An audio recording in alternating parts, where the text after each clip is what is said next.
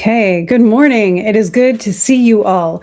My lighting's a little bit weird because the sun's coming up an hour later than it should, which this is the first time in my life that I've been mad at daylight savings time. Normally I like it because I like longer days and all that kind of stuff, but I now do walks in the morning between like 7 and 8 a.m. and then I start my day around 8. I've done work before that too, but I this morning wanted to go and do my walk, and I've been really excited the last week because I've been able to do it a little bit earlier when I would like to do it.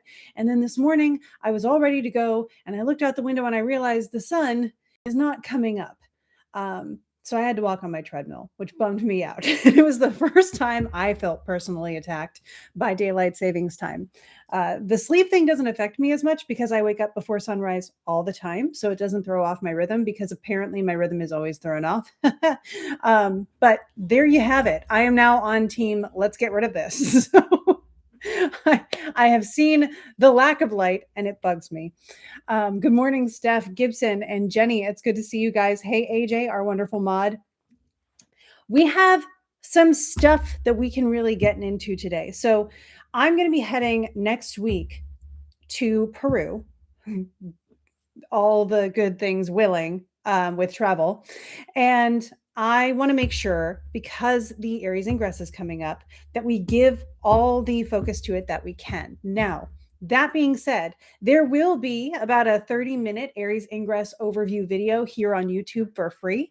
And if you are on the podcast or higher tier, the Making Magic or higher tier in Patreon, you will get an extra half hour of going into the deeper details of the Aries Ingress chart for 2026 through Patreon. So I'm going to be hosting that this Thursday. So if you wanted to jump in on that, you absolutely can. The people who will be able to join that live will be the people on Patreon. And then I will post the first half of the replay with the general overview here to YouTube. The whole thing will be posted to Patreon. The reason I'm saying that is because I'm going to cover the Aries Ingress here, but I'm not going to be able to do it as in depth as I am on that call. So we're going to cover it a lot.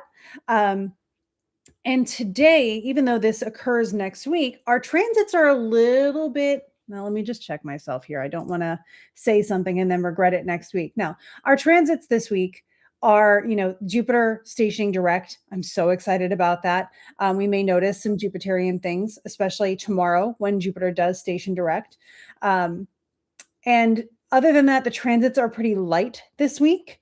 So I figured today we can focus on the new moon that's going to happen in Pisces, because it's not just any new moon. This is the pre-ingress lunation. So it actually gives us an undertone to the Aries ingress. And that becomes important to a lot of world astrologers, especially in the Persian era, using techniques that they borrowed from natal astrology with the prenatal syzygy, which is a fun way of saying whatever it was, a new moon or a full moon that happened right before you were born.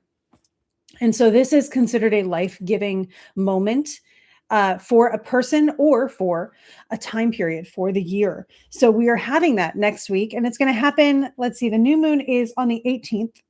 And then the ingress is on the 20th, the same day that Mercury goes direct. Huzzah for that. That doesn't mean I'm going to be traveling during the end of Mercury retrograde, but I've done that before. And so today I figured we could cover the new moon, really get into the energy of it.